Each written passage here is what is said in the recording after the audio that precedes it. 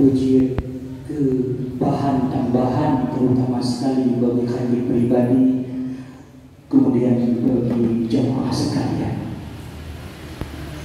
Sidang jemaah Jumat yang Allah muliakan, banyaknya ibadat yang kita lakukan bukanlah satu jaminan bahwa kelak kita akan dimasukkan Allah dalam syurga. Salat yang kita kerjakan, puasa yang kita tunaikan, bukanlah satu kepastian bahwa kita akan memasuki syurga. Semua itu terpahami dari satu hadis Rasulullah. Salatu rajulin la yadkhulul jannah. Ada 3 golongan orang-orang yang tidak akan Allah masukkan dalam syurga. Walaupun dia ahli ibadah, walau salat tidak pernah dia tinggalkan, walau zakat pun pernah dia tunaikan, walau sama puasa selalu dia lakukan, tetapi dia tidak akan dimasukkan oleh Allah dalam syurga. Siapa dia? Siapa mereka? Rasulullah mengatakan yang pertama adalah rajulun la yu'addibul ibnah. Orang pertama yang tidak akan dimasukkan oleh Allah dalam syurganya adalah orang-orang yang tidak mengajarkan ilmu agama dan adab kepada anak-anaknya. Allah mengangkat derajat kita lagi-lagi tanpa kita sadari dengan menjadikan kita sebagai pemimpin dalam keluarga. Pertama-tama Allah menitipkan seorang istri yang wajib kita jaga dan wajib kita pelihara.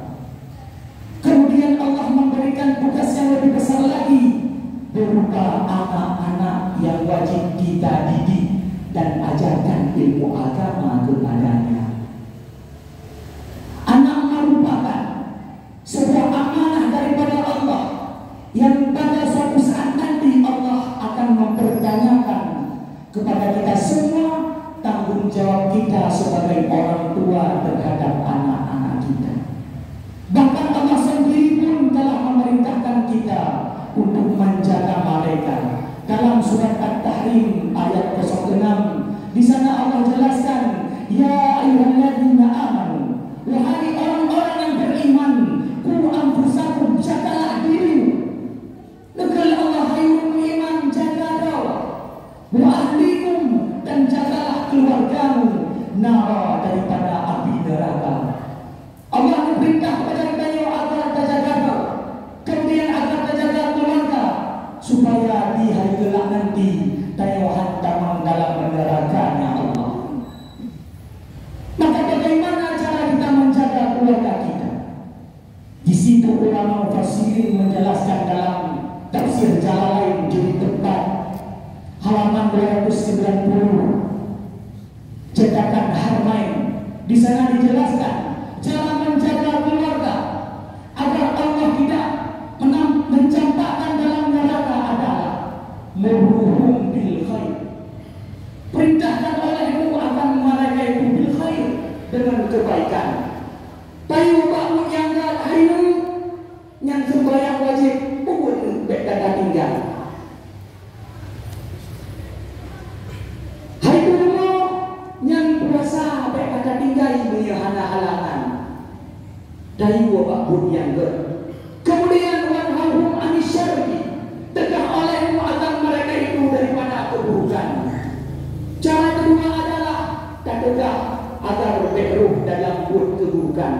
Hai anu yang atau yang lapor kau kata jawab aku. Hai turumo berkata tupit menyahana kata tupule karena uknya aurat. Tegak bak keburukan. Kemudian wa'allimuhum, ajari olehmu akan ilmu agama kepada mereka itu. Tak pernah kepada perempuan, tak pernah kepada anak itu, tentang ilmu agama, ilmu sembahyang, ilmu puasa dan berbagai macam lainnya. Kemudian wa'allimuhum, kata para ulama mufassirin, dan ajari adab olehmu akan anak-anakmu dan keluargamu. Tak pernah ada keluarga nyanya urusi baik kata musuh rasa-rasa Nyanya satu itu berapa tapi ngan bek kata ejek-ejek, bek kengkeng. Nyanyi dengan urut halang gantung dekat tutur bahasa. Maka tak ajarkan ilmu dan adab kepada anak. Kemudian ulama mufassirin menerangkan bagaimana yang dikatakan dengan keluarga yang wajib kita jaga. Siapa mereka? Ulama mufassirin melanjutkan dalam tafsirnya, wal muradu lil ahli an-nisa. Yang dinamakan keluarga adalah yang pertama an-nisa, berumah. Tatkala ada yang akan kata berkahwin, yang berumah wajib dari bakut yang ber, wajib berdegah bakut yang ber, wajib tak penuh ilmu agama, wajib tak penuh adat. Kemudian wal auladu dan anak-anak. Ia berumah dibiayai oleh Allah. Anaknya wajib tak arahkan kepada jalan yang ber, wajib tak tegak jalan yang mungkar, dan wajib tak ajarkan ilmu agama dan adab kepada mereka ini. Maka anak adalah satu sarana, ada satu jalan untuk mencapai surga Allah. Menyatakan diri anak dan jaga anak, insya Allah besar kemungkinan tayang surga Allah dengan gara-gara anaknya. Menyatakan diri anak, naudzubillah, kadang-kadang tayang neraka dengan gara-gara anaknya. Maka saat itu orang mengatakan anak itu bagaikan pisau bermata dua. Baik saat kita menjaganya, pandai-pandai kita mendidiknya, maka anak itu akan menjadi pisau yang akan bermanfaat bagi kita di kelak kemudian hari. Namun sebaliknya, bila tidak pandai dalam mendidik anak, bila tidak disiplin dalam menjaganya, maka siap-siap anak itu akan menjadi pisau yang akan melukai kita dan akan kita rasakan kesakitannya kelak di kemudian hari pula. Sidang jamaah Jumat yang Allah muliakan, kita sebagai orang tua harus menyadari melahirkan generasi yang tidak terdidik dengan baik, melahirkan generasi yang tidak memiliki ilmu pengetahuan, melahirkan generasi yang tidak memiliki adab, merupakan salah satu kesalahan terbesar yang kita lakukan sebagai orang tua. Tertulis dalam kitab Sab'atul Qutub karya Said Alawi bin Ahmad As-Saqafi. Di sana tertulis, inna awwala ma yata'allaqu bi rajulin yawmal qiyamah ahlahu wa waladuhu. Perkara pertama yang akan dipertanyakan oleh Allah, hal pertama yang akan disoalkan oleh Allah di kemudian hari adalah tentang bagaimana kita menjaga keluarga kita dan menjaga anak-anak kita. Hana lain yang ditanya oleh Allah pada kiamat. Ditanya, hai kiban ka jaga anak, kiban ka jaga rumah, pakan hana ka rumah, pakan hana ka jaga. Perkara anak dengan keluarga hal pertama yang akan dipertanyakan oleh Allah Subhanahu wa taala. Singkatnya, setelah yaumil hisab, setelah hari perhitungan amalan, kita orang tua alhamdulillah tak suka dengan amalan yang kita lakukan. Naudzubillah, anak kita yang ada neraka dengan keburukan yang mereka lakukan dalam dunia. Saat anak-anak kita yang ada neraka, saat itulah mereka akan berkata kepada Allah, ya Rabbana khudh bihaqina minhum, ya Allah nujo hak kamu apa urung-urungnya nyangkut anak di hadapan Allah kepada urung sidina. Kendalah kamu ya Allah hana membuat membayar kepada, kendalah kamu ya Allah hana membuat ilmu ya, tapi kalau urungnya gara-gara urungnya kamu jilai itu masa yang ubit kamu hana tuntut ilmu di urungnya, hana gak coba, hana gak coba sikula, hana gak ajarkan dah yang betul dah yang salah. Maka kamu lagi ya Allah, kamu hantin kamu neraka ya Allah, nyangkut anak yang kamu neraka. Singkatnya, setelah mendengar pengakuan anak-anak kita, Allah pun mengambil kita yang ada dalam surga, kemudian mengumpulkan kemudian amalan itu diserahkan kepada anak-anak kita.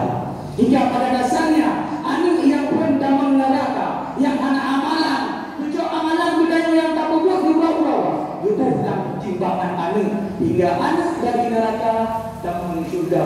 Dan naudzubillah, tengok dari surga dengan amalan yang kata buat, gara-gara anak pula dari surga kecuali Allah nanti dalam neraka. Naudzubillah.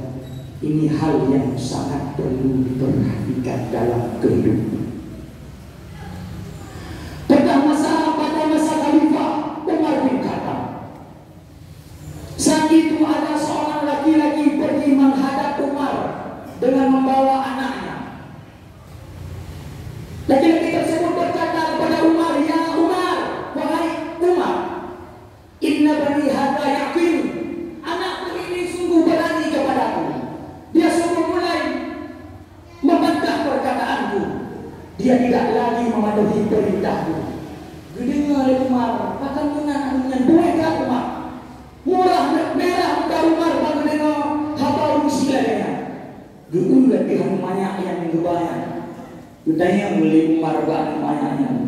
Wahai ini, duga kata hanaya ke Allah, duga kata hanaya ke Allah yang begitu besar, gara-gara kata durhaka pada uji. Anak itu tidak menjawab sepatah kata pun. Lalu anak itu bertanya kepada Umar, "Ya Amirul Mukminin, wahai Amirul Mukminin, amma ala walidi hakun, amma libni ala walidi hakun, adakah perkara yang wajib dilakukan oleh seorang ayah untuk anak-anaknya?" Itu yang lagi dia, hai Umar, puana perkara yang wajib berpuput lehera wungsikan. Mendengar perkataan daripada anak kecil itu, Umar menjawab, "Ya, ada 3 perkara yang wajib dilakukan oleh seorang ayah untuk anak-anaknya." Itu yang pertama, kata Umar, ayat taqiya ummah. Seorang ayah wajib memilih ibu yang baik bagi anak-anaknya. Tanya urusi agama, tanya yang dalam nama kawin. Wadah dari berkawin wajib kabeli rumah yang untuk anak-anak itu. Maka jika nak kalian wadah jamun, wadah masa urusi gedanya, nenek gedanya wadah kebayon anaknya, keberbeda dengan kalimat la ilaha illallah, hanya Tuhan selain Allah, Muhammadur Rasulullah, yang Muhammad utusan Allah. Dari kecil kan kita ajarkan, dari kecil kan kau mendengar kalimat tauhid kepada anak-anak dia. Yang urang jamun, namun sangat berbeda dengan zamannya. Makanya Umar sirah kunci yang ada wajib dipilih rumah yang untuk anak-anak. Kemudian kata Umar lagi, "Wa'allimahul kitab." Seorang ayah wajib mengajarkan ilmu agama kepada anak-anaknya. Tanya urusi yang agama, yang kanasnya wajib tak perlu ilmu agama kepada anak-anak. Maka biasalah dapat yang wajib perlu ilmu agama, tanya urusi kan gue yang wajib perlu anak-anak kalian. Yang wajib perlu adalah kita sebagai orang tua. Bahkan dalam Islam, menyia yang hanya mampu tak ajarkan ilmu agama kepada anak rumah tu.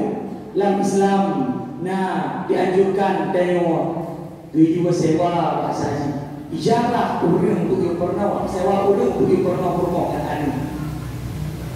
Begitu hebatnya aturan Islam. Hanya mampu kurang aja minta orang lain asal nada minta boleh pernah anak. Bahkan nyatakanlah jamunya paling ini anak pakai dan kita tunggu dari jauh rumah tu. Saya dengan tajuk budaya, tajuk buat balai pengajian, tajuk buat sekolah untuk ajarkan ilmu agama dan berbagai macam lainnya. Karena kita menyadari kita sebagai orang tua tidak ada kesempatan dan waktu untuk mengajari anak-anak kita. Maka sehingga tajuk anak budaya dan berbagai macam lainnya. Belajar dalam budaya naruh yang diajuk anu budaya sekolah dan berbagai macam lainnya. Itu menandakan bahwa kita orang tua yang penuh tanggung jawab kepada anak-anak kita. Kemudian perkara yang ketiga yang wajib dilakukan oleh seorang ayah adalah ayuhasina ismah. Seorang ayah wajib memilih nama yang baik bagi anak-anaknya. Wajib terpilih dengan yang bagi anak.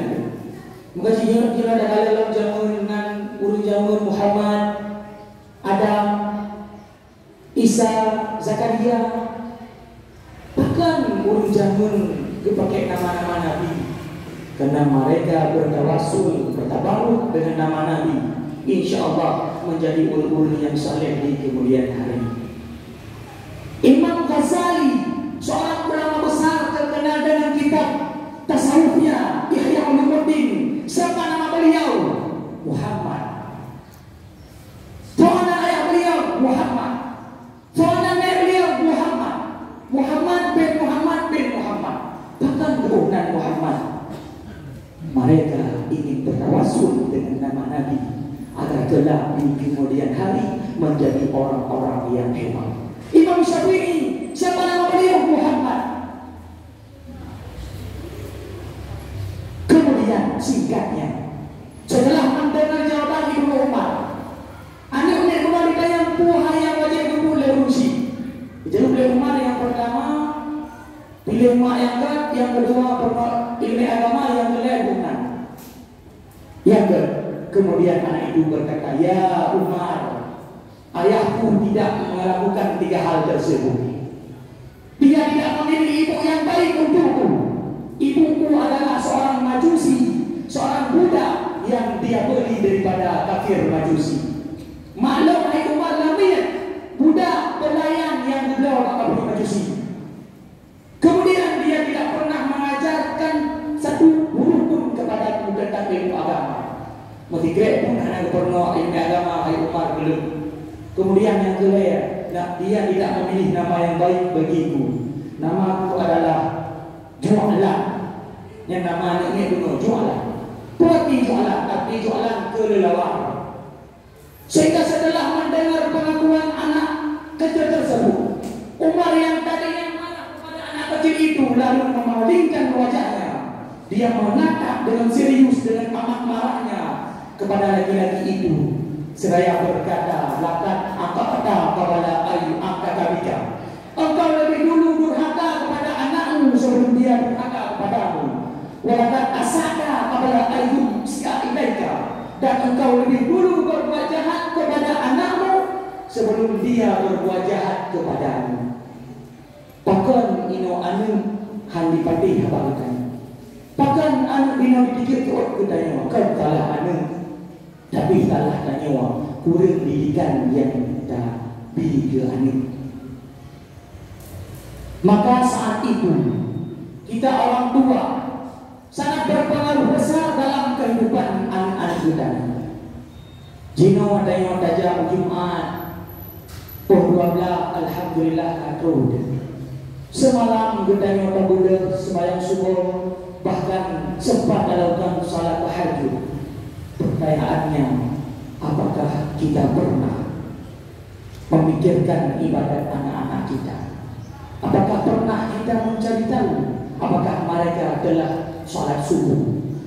Apakah kita pernah mencari tahu apakah hari ini anak kita melakukan puasa? Menyahana, mari perbaiki diri. Untuk ke depan, ibadat untuk diri sendiri jangan dikurangi. Dan ibadat keluarga pun harus diperhatikan. Sidang jemaah Jumat yang Allah muliakan. Golongan kedua yang tidak akan dimasukkan oleh Allah dalam surganya adalah rajulun la yuhibbul ilma wa ahlah. Orang-orang yang tidak mencintai ilmu agama dan orang-orang yang tidak mencintai orang-orang yang berilmu agama. Menyatanya urangnya bungeh dengan ilmu agama. Hadatin menolak ilmu agama. Bungeh itu ke urang ke ilmu agama. Kumpul-kumpul yakinkanlah. Duna je leda ibadah. Jumna je leda sembahyang.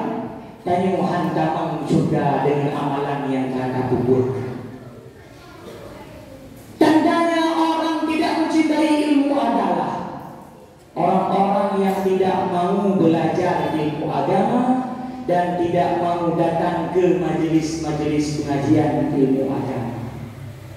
Mintanya uraya hantar kerja ilmu agama.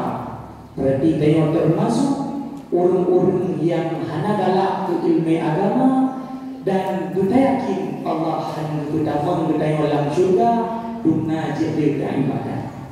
Maka jika kalam watena pengumuman di masa tentang coban PKH dan BLT tung urang japuno menata menjim-jim ke antri lampung cara bangkekan BLT. Tetapi coba takalan watena dengar pengajian di masjid atau di manasa dunia urang hidup ataupun 15. Ini membuktikan bahwa kita tidak mau belajar ilmu agama. Ini menandakan bahwa kita tidak mau mencintai ilmu agama. Imam Nawawi, seorang ulama besar, saking cintanya beliau kepada ilmu agama, saking sibuknya beliau mencari ilmu agama, Imam Nawawi tidak sempat untuk berumah tangga. Bak geget bak kemudian ilmu Imam Nawawi hana bermain kawin. Yang bakalah bak belajar ilmu agama. Imam Ghazali, seorang ahli fikih, tauhidnya terkenal, tasawufnya pun terkenal. Beliau menganggap dirinya tidak memiliki ilmu tasawuf. Hingga akhirnya Imam Ghazali meninggalkan alim dan burmo, diserahkan kepada harta alim dan burmo. Mengudah Imam Ghazali ia telusuri ilmu tasawuf yang berhubungan dengan tarikat, suluk dan berbagai macam lainnya. Yang Imam Ghazali kan hana malik Imam Ghazali lubekan malik. Imam Ghazali yang karang kitab Ihya Ulumuddin kebaran malik dalam satu kitab terkumpul 3 ilmu cukup kan malik, tapi menganggap dirinya masih sangat kurang dalam ilmu. Beliau meninggalkan semuanya dan mencari ilmu. Maka lewat mimbarnya Tuhan mengajak kepada urung sidung sekalian untuk tabita ilmiah yuh mantengna kesempatan dan kesehatan yang ubit-ubit yang ada maka talangkah udaya ajak ber untuk mondok tabita ilmiah. Dan kepada urung sidung yang kadewasa yang kaduha yang karayu yang mungkin untuk mondok hidayah, maka hadirlah kepada majelis-majelis pengajian yang dalam kemasjidan, baik di masjid, di manasa, di balai pengajian dan di berbagai tempat lainnya. Bahkan karena saatnya ada yang kesempatan tetapi tidak mau mencari ilmu. Saat ini kita memiliki kesehatan untuk mencari ilmu tetapi kita tidak menimbanya. Yakinkanlah di hari kiamat kita akan menjadi orang yang paling rugi dan kita akan menjadi orang yang paling menyesal. Kata Rasulullah, asyadun nasi hasratan yawmal qiyamah. Orang yang paling rugi di hari kiamat nanti adalah rajulun amkanahu talabul ilmi falam yatalibu. Orang yang paling rugi adalah orang yang mempunyai kesempatan untuk menuntut ilmu tetapi dia tidak menuntutnya. Yang orang yang paling menyesal, orang yang paling rugi di hari kiamat. Bahkan ternyata di hari kiamat kita akan mengetahui, Allah akan memperlihatkan ternyata Allah tidak menerima ibadat yang kita kerjakan dalam dunia, yang kita lakukan Allah tidak menerimanya. Kenapa Allah tidak menerimanya?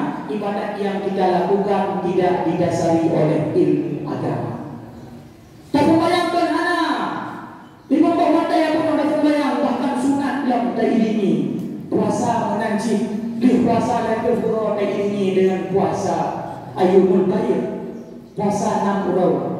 Tetapi sembahyang membuat fana, ini sembahyang dana. Rukun syarat ada kuri. Perkara yang membatalkan puasa ada kuri.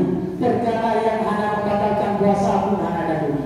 Maka pertanyaannya, bagaimana Allah menerima ibadat orang-orang yang tidak memiliki ilmu agama? Maka hadirin sekalian, khatib mengingatkan kembali ibadat yang kita lakukan bukanlah satu jaminan bahwa kita akan memasuki surga. Maka perhatikanlah keluarga kita dan tuntutlah ilmu agama. Ibadat jangan dikurangi, tetapi mari memperbaiki diri. Inna damang dalam rukun dua khutbah, karena salah, karena tugur boleh-boleh agar nyasa Jumat kita nyawa. Bila memang kadang hotel belum perbaiki, han mampu belum perbaiki, maka nak izin dari ulun untuk dagang doatim yang intinya Jumat dan yang besar. Amin ya rabbal alamin. Alhamdulillahirabbil alamin. Wassalatu wassalamu ala sayyidina Muhammad wa ala alihi wa sahbihi ajma'in. Ayyuhan nas, qu anfusakum wa ahlikum nara wa'iddat lil kafirin. A'udzu billahi minasy syaithanir rajim. Bismillahirrahmanirrahim. Qul huwallahu ahad, Allahus samad, lam yalid wa lam yulad wa lam yakul lahu kufuwan ahad. Barakallahu li wa lakum fil Qur'anil azim wa nafa'ani wa iyyakum bima fihi minal ayati wa dzikril hakim. Taqabbal minni wa minkum tilawatahu innahu sami'un.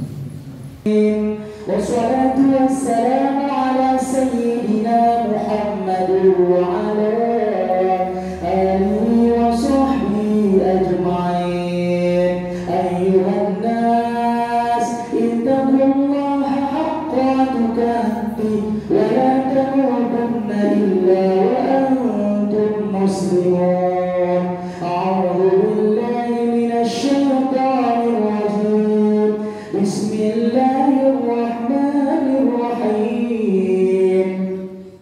Ya ayyuhalladzina amanu qu anfusakum wa ahlikum nara. Allahumma ighfir lil muslimina wal muslimat wal mu'minina wal mu'minat al ahya'i minhum wal amwat bi rahmatika ya arhamar rahimin. Wa jazakumullahu akbar wallahu ya'lamu ma tasna'un. Wassalam.